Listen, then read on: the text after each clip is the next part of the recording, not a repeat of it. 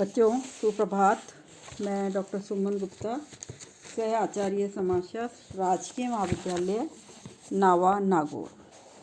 बच्चों आज हम करेंगे एसोसिएशन और हिंदी में बोलते हैं समिति। समिति का नाम आपने बहुत बार सुना होगा और इसी संदर्भ में हम इसकी विशेषता, वास्तव में समिति है क्या चीज़, इसकी चर्चा करेंगे। मनुष्य एक सामाजिक प्राणी है और सामाजिक प्राणी होने के नाते समाज में निवास करता है और समाज में रहते हुए वो अपनी असंख्य आवश्यकताओं की पूर्ति करता है। इन आवश्यकताओं की पूर्ति उसके अस्तित्व के लिए अति आवश्यक है। इसलिए एक व्यक्ति अपनी असंख्य आवश्यकताओं की पूर्ति के लिए कई तरीके अपनाता है। अपने लक्ष्यों की पूर्ति के लिए कभी अन्य लोगों के साथ मिलकर उनके सहयोग से किसी संगठन की स्थापना करना, उसमें उसके साथ कार्य करना और ही समिति को जन्म देना है। बच्चों इसका मतलब ये हुआ कि कुल मिलाकर हम ये कहेंगे कि जब कुछ लोग मिलकर अपनी आवश्यकताओं या उद्देश्यों की पूर्ति के लिए सहयोग करते हैं, संगठन बनाने का प्रयास करते हैं, तो ऐसे संगठन को समिति कहा जाता है। समिति की परिभाषा की जब हम बात करते हैं तो समिति की परिभाषा में सबसे पहले हम बात करेंगे मैकाइवर और पेज की। बच्चों समिति मनुष्यों का एक समूह है जिसे किसी उद्देश्य, किसी लक्ष्य को प्राप्त करने के लिए संगठित किया गया है।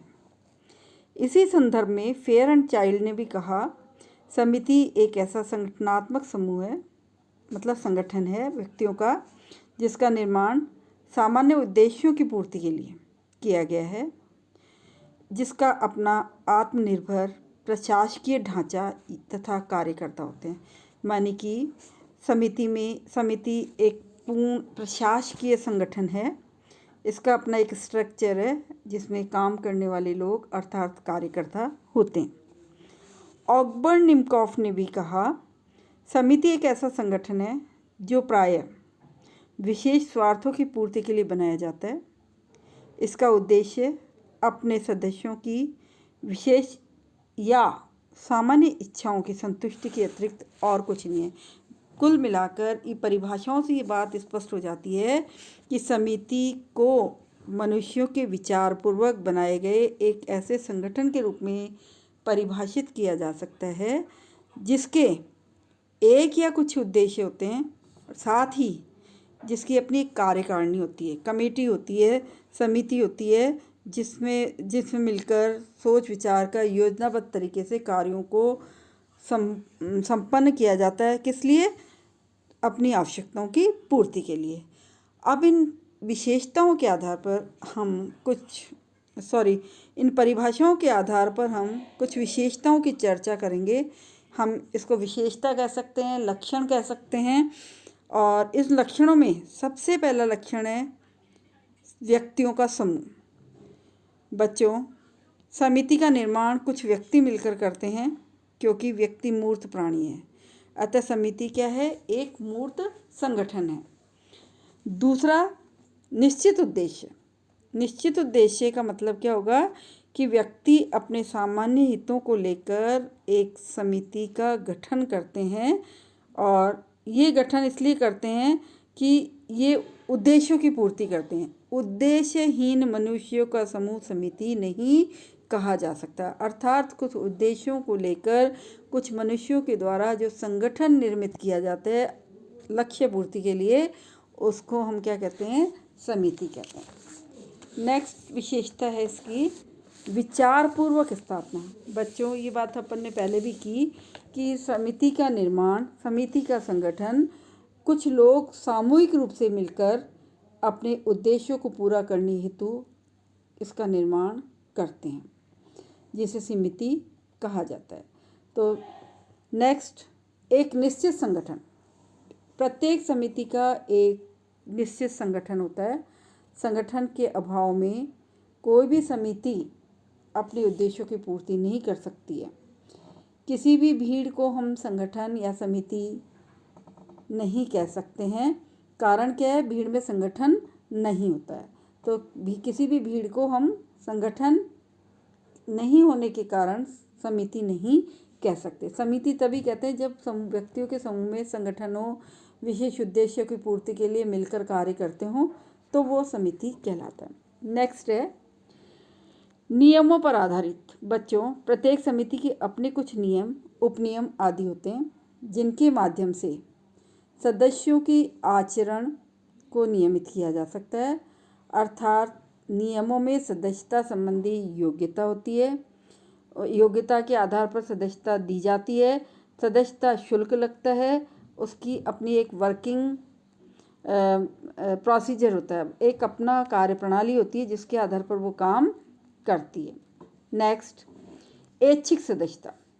किसी भी समिति का सदस्य बनना व्यक्ति की इच्छा पर निर्भर है। व्यक्ति स्वतंत्र होता है, वो अगर उसकी इच्छा है तो उसका सदस्य बन सकता है। अर्थात वह अपने हित या रुचि के अनुसार किसी भी समिति का सदस्य बन सकता है और जब चाहे वो सदस्यता त्याग भी सकता है। वो बाध्य नहीं है सदस्य बने रहने के लिए। नेक्स्ट, अस्थायी प्रकृति। बच्चों, समिति साधारणतः कुछ उद्देश्यों की प्राप्ति के लिए विचारपूर्वक सोच समझकर बनाई जाती है और उन उद्देश्यों के पूरा होने पर उस समिति को समाप्त कर दिया जाता है। जैसे शिक्षण संस्थाओं में कुछ मांगें लेकर विद्यार्थी संघर्ष समिति का गठन करते हैं, आंदोलन चलाते हैं और मांगें पूरी होने पर वो खत्म हो जाती है। ठीक है, समिति भंग कर दी जाती है। नेक्स्ट है औपचारिक संबंध। समिति के सदस्यों के बीच जो संबंध पाए जाते हैं उनकी प्रकृति औपचारिक होती है। व्यक्ति अपने उद्देश्य की पूर्ति के लिए विभिन्न समितियों की सदस्यता ग्रहण करता है और समिति के सदस्यों के साथ वह घनिष्ठता से संबंध स्थापित नहीं कर पाता। जब तक काम है तब तक वो उनके साथ संबंध रखता है, उसके बाद संबंधों की समाप्ति हो जाती है। लास्ट, साध्य नहीं होकर साधन है। बच्चों, कोई भी समिति साधारणतः कुछ उद्देश्यों को लेकर बनाई जाती है और उद्देश्यों की पूर्ति का साधन मात्र होती है, इसलिए ये अपने आप में साध्य नहीं है। कोई भी व्यक्ति किसी क्लब का सदस्य मनोरंजन संबंधी उद्देश्य की पूर्ति के लिए करता है तो कोई किसी क्लब का सदस्य बनता है किसके लिए? मनोरंजन के लिए। तो ये क्या है? अपने आप में साध्य, ये अपने आप में साध्य नहीं। समिति की कुछ उदाहरणों की बात अगर हम करें तो बच्चों आपसे जैसे 2 नंबर के प्रश्न में पूछा जा सकता है समिति के कुछ उदाहरण बताइए। वे कौन कौन से संगठन हैं जो समिति का रूप धारण करते हैं या समिति कहलाते हैं। समितियों के विभिन्न प्रकार पाए जाते हैं जैसे आर्थिक, राजनीतिक, धार्मिक, शैक्षणिक, सांस्कृतिक एवं मनोरंजनात्मक समितियाँ। बच्चों, ये सारे जो उदाहरण हमने दिए हैं इसमें व्यापारिक समितियों, मजदूर संगठनों, व्यावसायिक समितियों, सहकारी समिति, सुधार आंदोलन संगठन, राजनीतिक दल, कॉलेज, वैज्ञानिक समाज, कलात्मक समाज, व्यायामशाला, परिवार, महिला संगठन, साहित्य परिषद, ये सारी समितियों के उदाहरण कहे जा सकते हैं। बच्चों, इसके बाद हम बात करेंगे क्या परिवार एक समिति है। ये बार बार लगता है, सही बात तो ये है कि परिवार को कुछ लोग समुदाय मानते हैं जबकि वास्तव में ये एक समिति है। परिवार को समुदाय मानने वाले लोगों का एक अलग विचार है और उनका ये कहना है कि व्यक्ति का जीवन जन्म से मृत्यु तक परिवार में बीतता है। परिवार में बच्चे जन्म लेते हैं, पलते हैं, बड़े होते हैं, जीवन व्यतीत करते हैं, अंततः मृत्यु को प्राप्त होते हैं। इस प्रकार व्यक्ति का सारा जीवन परिवार के बीच में ही बीतता है। परिवार एक समुदाय है इसलिए, परंतु ये भी बात है कि किसी आदिकालीन परिवार के लिए तो ये सही हो सकता है लेकिन आधुनिक परिवारों के लिए ये सही नहीं है। कारण क्या है? कारण ये है कि आधुनिक युग में कुछ निश्चित उद्देश्यों को लेकर परिवार की स्थापना की जाती है।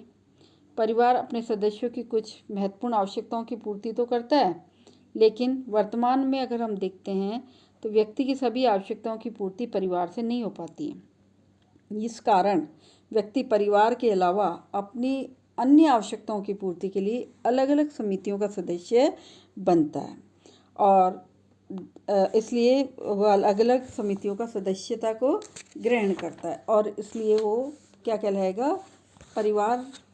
किसी की कुछ लोग इसको समुदाय और कुछ लोग समिति मानते हैं। तो इस तरह से अब बच्चों आज हम इतना ही करेंगे, कल फिर मिलते हैं। धन्यवाद।